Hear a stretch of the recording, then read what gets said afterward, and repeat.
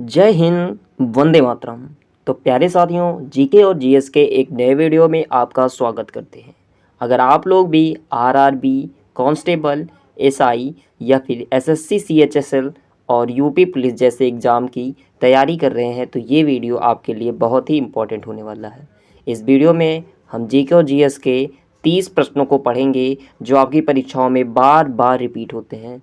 तो बार बार जो प्रश्न रिपीट होते हैं, हमने उन्हीं प्रश्नों को लिया है।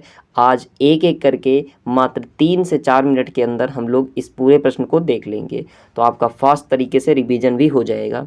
चलिए एक एक करके हम लोग देख लेते हैं।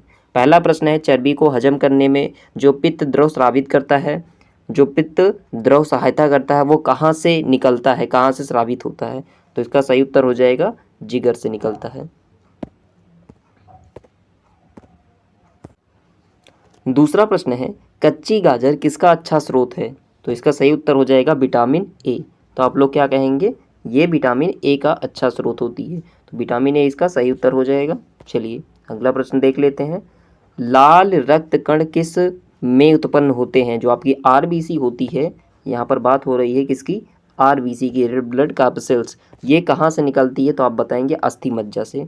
चलिए ठीक है, अगला प्रश्न देखते हैं हम लोग। बालकों में अंधता का मुख्य कारण किस चीज़ की कमी से होता है? देखिए, अंधता या फिर इसे रतौंधी भी कहते हैं, इसको रतौंधी भी कहा जाता है हिंदी में। तो रतौंधी किस विटामिन की कमी से होती है? तो हम बताएंगे विटामिन ए की कमी से। किसकी कमी से? हम बताएंगे विटामिन ए की कमी से होती है। ठीक है, अगला प्रश्न देख लेते हैं। नींबू एवं संतरा में कौन सा विटामिन पाया जाता है? ये बहुत ही आसान है, जितने भी खट्टे फल होते हैं उसमें विटामिन सी पाया जाता है, तो हम बता देंगे कि विटामिन सी होता है। ठीक है, तो विटामिन सी इसका आंसर हो जाएगा। अगला देख लेते हैं। वर्षा की बूंदें गोलाकार क्यों होती हैं? वर्षा की बूंदें गोलाकार क्यों होती है? इसका सही उत्तर क्या होगा? पृष्ठ तनाव के कारण, जो उसमें पृष्ठ तनाव पाया जाता है उसके कारण होती है। चलिए अगला प्रश्न देखते हैं। रेबीज के टीके की खोज किसने की थी? रेबीज जो कुत्ते के काटने से बीमारी होती है, ये वायरस के वजह से होती है, और इसकी खोज जो है लुई पास्चर ने की थी, ये वैज्ञानिक का नाम है। अगला है, सोलर सेल बदलता है, सोलर सेल का काम क्या होता है? तो इसको आपको बताना है। तो हम लोग इसको बताएंगे कि सोलर सेल जो सौर ऊर्जा होती है, यानी सोलर एनर्जी होती है, उसको विद्युत ऊर्जा में बदल देता है। तो इसका सही उत्तर हो जाएगा यहाँ पर। अगला है, भारतीय संविधान की उद्देशिका यानी प्रियम्बल में अब तक कितनी बार संशोधन किया गया है? जो उसका फ्रंट पेज होता है उसमें कितनी बार बदलाव हुआ है? तो हम बताएंगे केवल एक बार बदलाव हुआ है। इसका आंसर हो जाएगा एक। चलिए, प्रस्तावना को संविधान की राजनीतिक कुंडली के रूप में किसने वर्णित किया था? इसका सही उत्तर बताएंगे आप लोग। तो इसको हम लोग बताएंगे कि के.एम. मुंशी जी ने इसको संपादित किया था।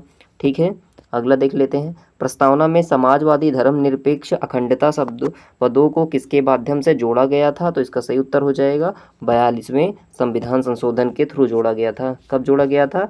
जो 42वां संविधान संशोधन हुआ उसमें इन शब्दों को जोड़ा गया।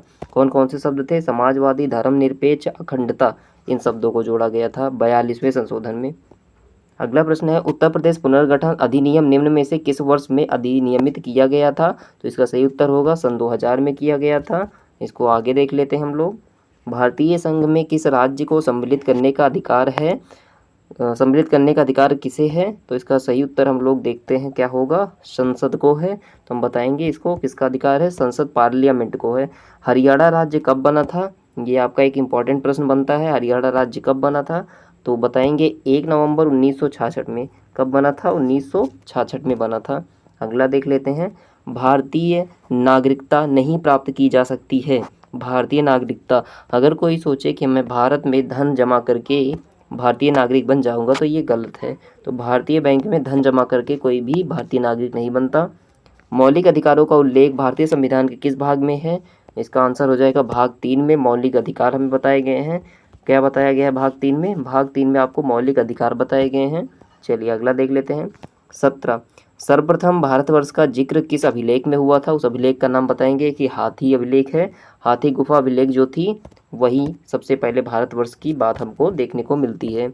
चलिए, सती प्रथा का पहला लिखित साक्ष्य कहाँ हमको मिलता है? सती प्रथा का पहला लिखित साक्ष्य आपको एरड़ अभिलेख पर मिल जाएगा। कहाँ मिलेगा? एरड़ अभिलेख पर मिल जाएगा।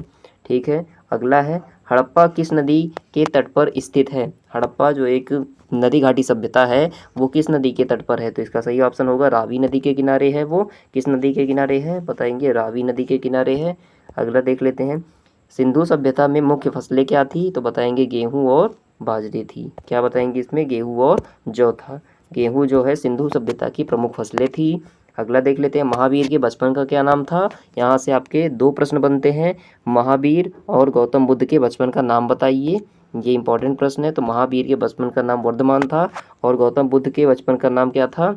ये आपको कमेंट करके बताना है। इस्लाम धर्म के संस्थापक कौन थे? इस्लाम धर्म के संस्थापक जो थे मोहम्मद पैगंबर साहब थे। मोहम्मद पैगंबर साहब थे। इसका आंसर हो जाएगा।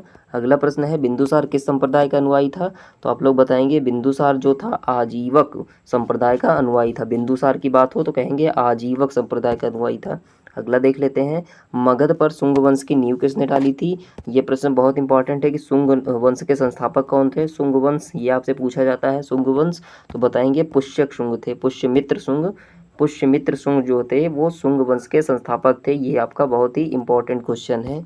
चलिए अगला देख लेते हैं, गांधार शैली और मथुरा शैली का विकास किसके शासनकाल में हुआ?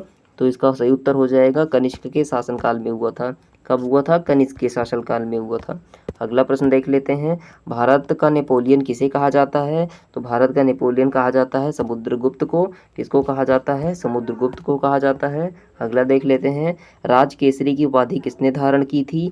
राजकेसरी की उपाधि किसने धारण की थी? श्री जो हमारे वीर राजेंद्र थे इनको राजकेसरी कहा जाता था। अगला प्रश्न जो है, पाल वंश के संस्थापक कौन थे? बहुत ही महत्वपूर्ण प्रश्न है आपका। हैशटैग पाल वंश के संस्थापक का नाम था गोपाल। क्या नाम था? गोपाल नाम था। सोलंकी वंश का संस्थापक कौन था? यह आपका अंतिम प्रश्न है और बहुत ही महत्वपूर्ण प्रश्न है, इसको उत्तर देंगे आप लोग। सोलंकी वंश के संस्थापक कौन थे? मूलराज प्रथम थे। मूलराज प्रथम थे। अगर वीडियो अच्छा लगा हो तो चैनल को लाइक सब्सक्राइब करिएगा। मिलते हैं नए वीडियो में।